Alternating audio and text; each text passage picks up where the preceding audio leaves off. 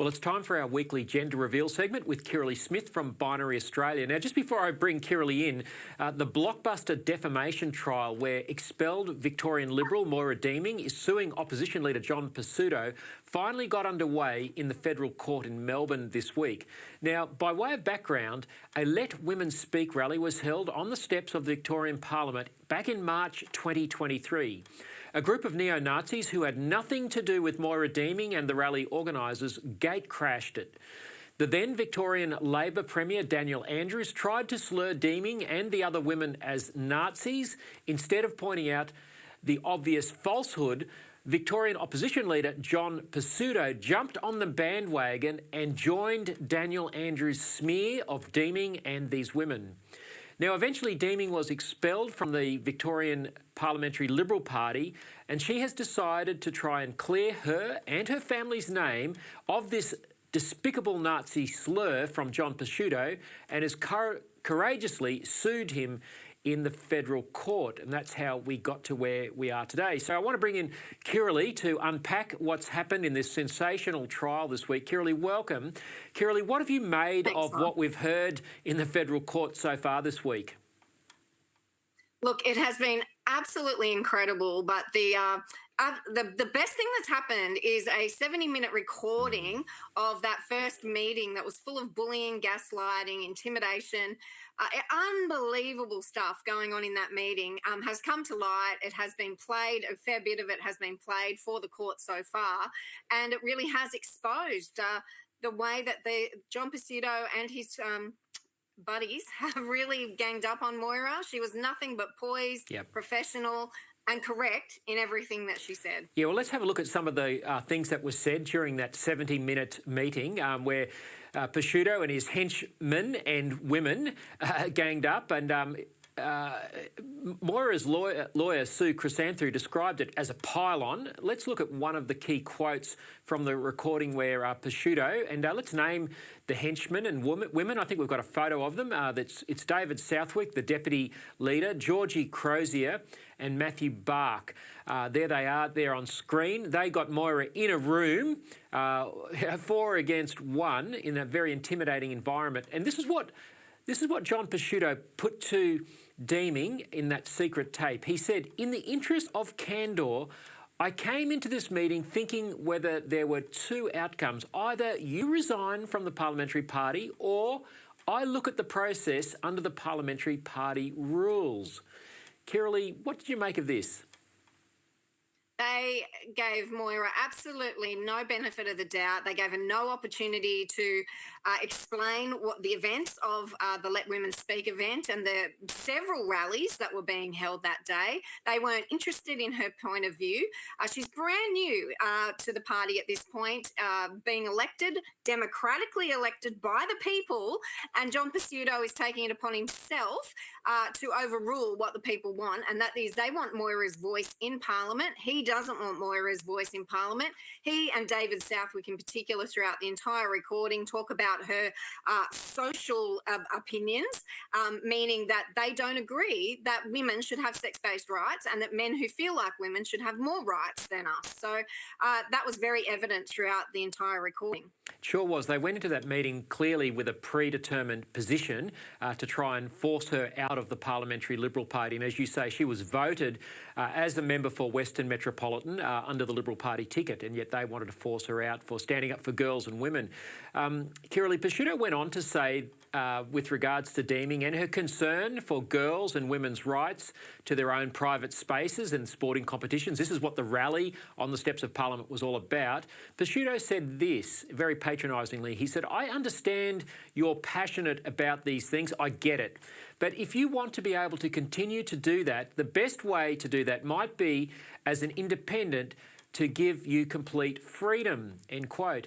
Now, this is Pesutto essentially saying, we don't want to talk about these issues in the Liberal Party. If you want to stand up for girls and women and their rights not to have biological males in their toilets and change rooms and competing against them in sport, don't be in the Liberal Party, go and be an independent.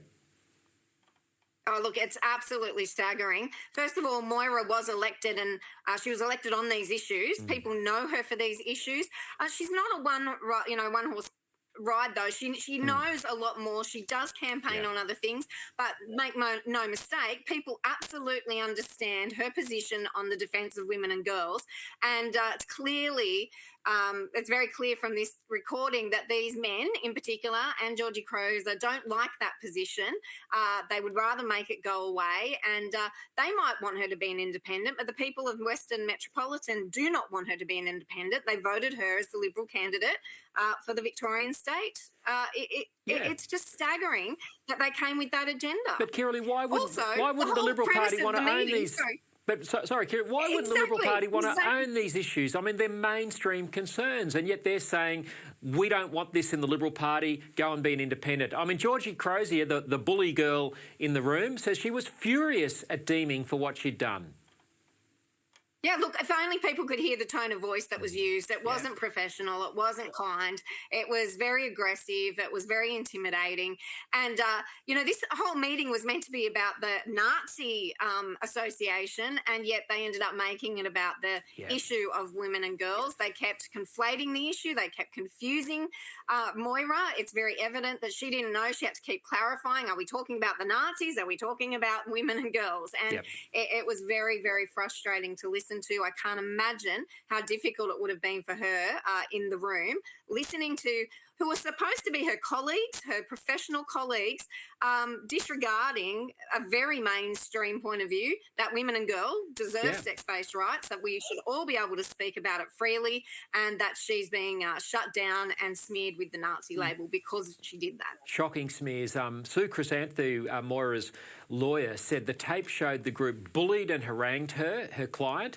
Chrysanthu said this was a shocking pile-on my client, a shocking pile-on on my client by these people. It's a form of what young people call gaslighting, end quote.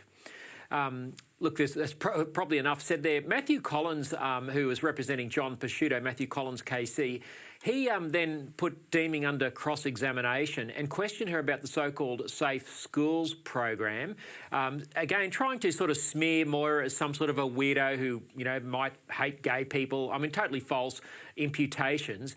But she said the program made allowances for male teachers to supervise in female change rooms, quite correct. She also said that it promoted, quote, high-risk sexual activities while downplaying the risks. Here's the quote on screen from Moira in the doc. She said, the Safe Schools, it promotes anal sex without, when I was researching it, without covering any of the risks that are permanent, long-term, and they, meaning children, would have a right to know, I would have thought. Now she's quite right to say this is the sort of vile material that's promoted to children through Safe Schools. The lawyer, Edwards, tried to say that Safe Schools doesn't exist, but there's other programs that have replaced it. And Moira was quite, I think, courageous to hold her ground under this hostile questioning. Oh, look, she was absolutely superb. What a hero. She will go down in the history books as being an outstanding representative of the people. She was factual, she was clear, she was uncompromising. And quite frankly, I thought it was very embarrassing for Pesutto's team trying to nitpick and find these and conflate these, issues that are clearly not there. Moira stuck to the facts, stuck to her guns on these things, and she's absolutely 100% correct. And they just they look like they're flailing, and it's only day 2 of a 15-day trial, so there's a lot more to come. There was lots of revelations. One of the disappointing revelations, I think, for many Conservative people will be Peter Dutton's response to the controversy around the Let Women Speak rally back in March of last year. One of his text messages to John Pesutto was revealed in the trial, and this is what he said. He said, quote, John, for the sake of Aston, this is the Aston by-election that was happening last year, could you please put this issue to bed? No more media, please, Peter Dutton. Now, Kirralie, why wouldn't Peter Dutton be saying to John Pesutto, hey, John, this woman is clearly not a Nazi. Why don't you defend her? Fight Dan Andrews instead of her? Oh, look, it was a totally missed opportunity, and it reveals that the party is full of belligerent little children who don't know, who can't see the forest for the trees. Like, they just don't understand what's going on in the public. They're more afraid of Dan Andrews and the media. They don't understand that if they stood up, spoke the truth, they would have massive waves of support from the public in this. It was really disappointing, but not surprising.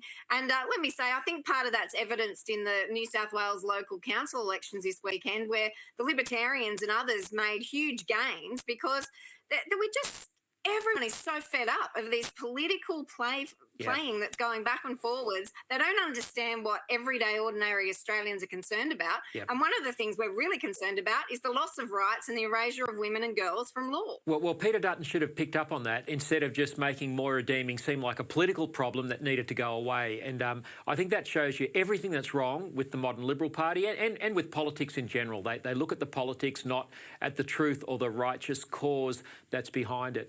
Kirralie, it wasn't just Deeming who was defamed by all of this, and in the trial, it was mentioned about some really good women, people that you and I know, Catherine Deves, Posey Parker. Catherine Deves, of course, being a fellow host here on ADH TV. Posey Parker, the UK women's and girls' rights activist, and Angie Jones, a left-wing feminist. Now, much was made of the fact that they all met with Moira after the rally, shared a glass of champagne and a debrief. These women were also smeared by Pesutto and his legal team, continuing to try and smear them as somehow Nazi associates or anti-trans people. What did you make of the characterisation of these good women? Look, it was heartbreaking, but it revealed so much about the character of John Pesutto and others in the room who didn't bother to really have a look at these women and what they stand for. And Angie Jones has Jewish heritage as well, and I think it was Southwick was, claiming that card for himself, but disregarding it for Angie. And Angie has been an incredible advocate for women's rights for a very long time. She has been very oppressed in that role, and it was just disgusting to hear the way they spoke about her. And John Pesutto was almost spitting, I think, when he was talking about Catherine Deves. I think his quote was, when you bring Catherine Deves to Victoria, Dan Andrews could be robbing a 7-Eleven, but the media won't take any notice of that. They'll all be about Catherine Deves. Well, good on you, Catherine, because absolutely. You're right. And you're beautiful, you're smart, you're intelligent, and you're on the right side of history. She's a woman who has also been greatly persecuted in the media, but has been proven right in everything that she said. And she holds herself with great dignity and poise throughout all of that persecution. So what a great bunch of women. I'd have a champagne with them any day. In fact, I have, but I'd do it again because, and some of them don't actually drink alcohol. So Georgie Crowe's obsession with the champagne carrying on and on and on and on in that tape was hilarious. But, well, it was gaslighting pure and simple. Yeah, absolutely. Look, the Liberal Party should be supporting the cause that these women are on about, not demeaning them and trying to smear them. Where does this leave the Liberal Party now? Obviously, this case has still got a couple of weeks to run. You've got the spectre of the Victorian opposition leader. Instead of fighting Labor, he's in court fighting one of his own over an issue that he should be fighting himself. He's on the wrong side of this issue and on the wrong side of mainstream Australians. But where does this leave the Liberal Party? If they won't stand up for girls and women's rights and are prepared to persecute one of their own, where does that leave mainstream Australians who might want to support the Liberal Party?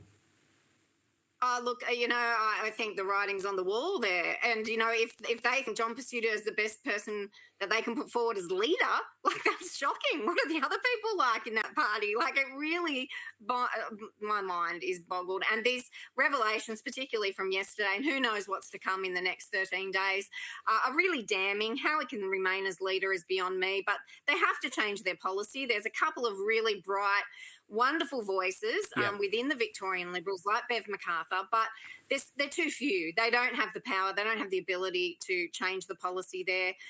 So I think many Victorians will be looking for an alternative, and many Australians around the nation, because Liberal have shown that they're very much like Labor. They don't care about women and girls, and we need to find politicians who will. Yeah, well, as you say, in the New South Wales local government elections at the weekend, the Libertarian Party did quite well. The party I'm associated with, Family First, is also looking to make inroads and fight these battles that the Liberal Party refuses to fight. Kirralie, thanks so much for your analysis on the trial. We'll continue to watch this very closely. No doubt we'll talk about it again next week on the show. But thanks for your time again. Thanks for having me.